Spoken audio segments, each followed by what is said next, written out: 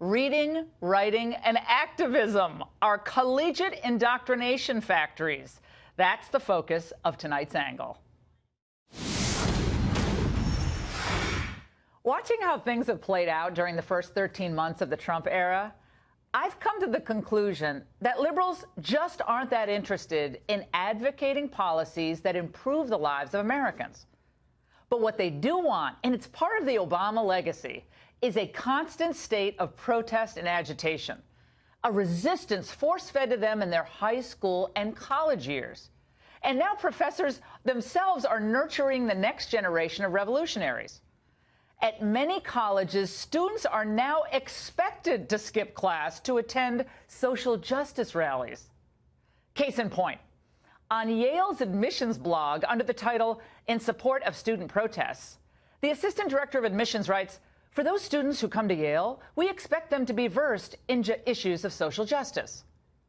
According to Walter Olson and your Wall Street Journal, Yale does not count skipping classes for protests like we've seen lately against applicants. No problem whatsoever.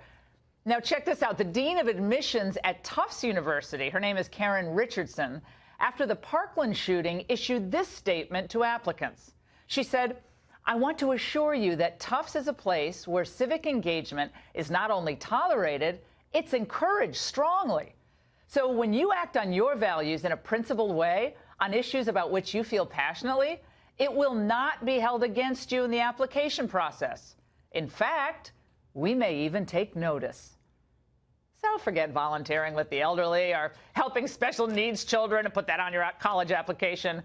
If you really want to get into that college of your choice, go yell at a conservative senator and then post it on YouTube. There are other universities also stoking activism out there. At Valdosta State in Georgia, the Women's and Gender Studies Department encourages students in their division to organize and implement annual social justice events, such as the Intimate Partner Violence Awareness Month, and you get productions of the Vagina Monologues and National Coming Out Day. But politically, perhaps I have to think about this. Well, no one did more to encourage student organizing like Barack Obama. Last year, he talked about training the next generation of community organizers.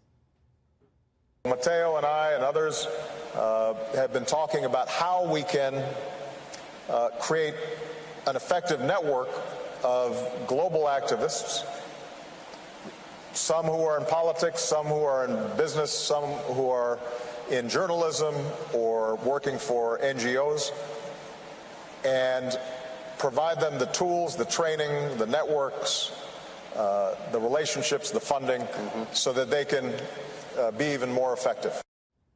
I thought we were supposed to be training like code writers to work in the 21st century economy, but we're training the activists.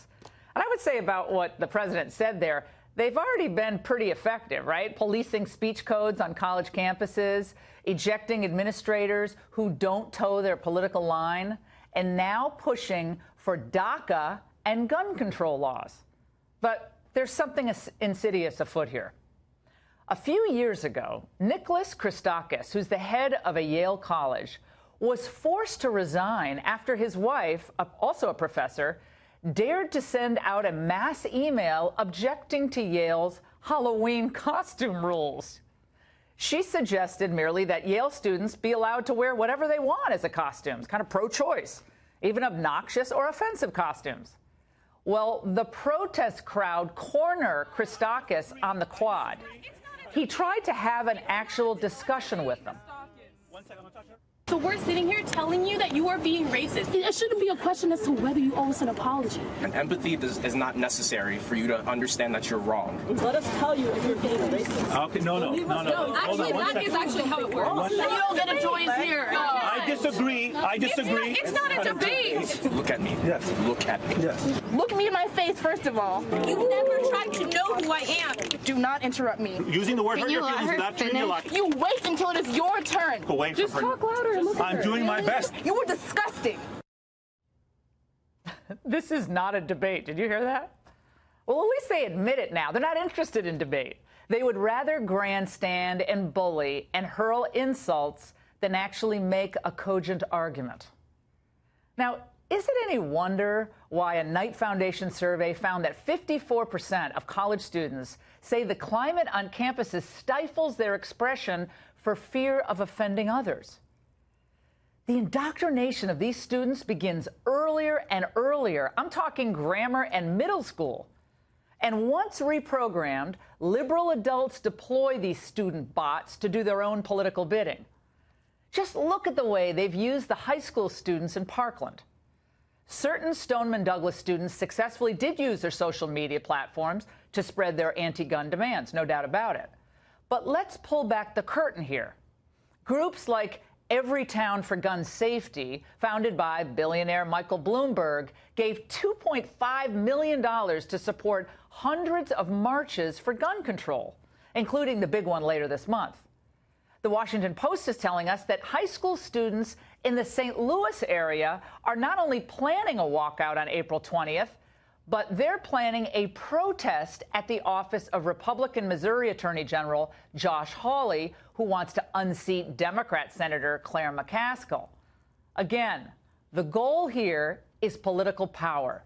The idea that this is like merely a student-led, totally organic, altruistic crusade to end gun violence, it's deceiving. You're not looking at it carefully enough.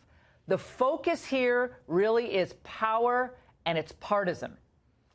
March on the nearest conservative? Take down one of their biggest advocacy groups like the NRA? You bet. Don't fall for all the fresh young faces you see reciting the liberal tropes. These student protesters are amplified, supported, and funded by old guard liberals. Yeah, Hollywood elites like George Clooney and Oprah, business elites like Michael Bloomberg, and the media vanguard at places like NBC and, of course, CNN. So without all of that support, of course they wouldn't be receiving this attention. Maybe they'd even be back at school learning something. But when you can get college credit or maybe even a fast pass to the Ivy Leagues by protesting, why study? You know, hanging out with Bill Maher and Ellen is like helping me find my voice, my truth, my social justice mission. Totally. And that's the angle.